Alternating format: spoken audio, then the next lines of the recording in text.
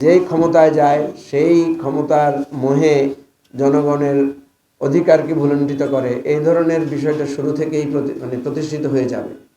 সেজন্য আমরা চাইব সরকার গণভোটের যে ম্যান্ডেট, জুলাই সনদের যে আকাঙ্ক্ষা, জুলাই সনদের যে প্রতিশ্রুতি, সেটা রক্ষা করবে। তারা যে সংস্কার পরিষদের শপথটা নেয় নাই, এটা আমি মনে করি খুব অনুচিত হয়েছে।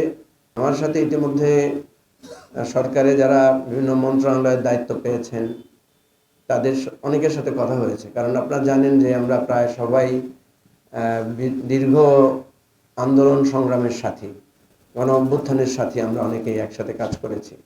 সুতরাং আমরা চাইব যে এই সরকার সফল হোক।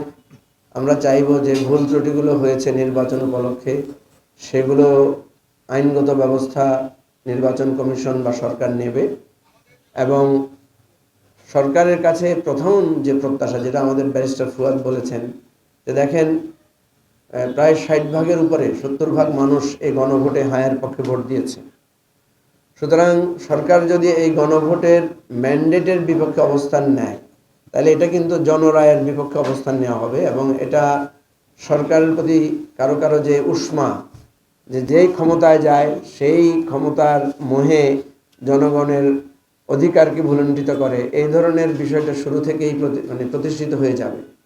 সেজন্য আমরা চাইব সরকার গণভোটের যে ম্যান্ডেট, জুলাই সনদের যে আকাঙ্ক্ষা, জুলাই সনদের যে প্রতিশ্রুতি, সেটা রক্ষা করবে।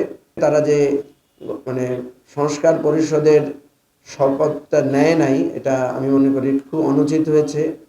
এটা আমাদের জুলাই আকাঙ্ক্ষার প্রথম একটা বিরাট প্রতিবন্ধকতা তৈরি হয়েছে।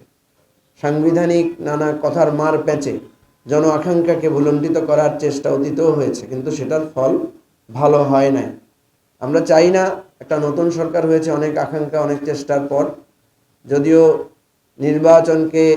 নির্বাচন ব্যবস্থার কারণে যে বিতর্কগুলো, যে অনিয়মগুলো হয়েছে, সেগুলো হওয়াটা কাঙ্ক্ষিত ছিল না। এবং সেগুলোর আমরা স্পষ্টত তদন্ত এবং বিচার বা পদক্ষেপ আমরা দাবি করছি।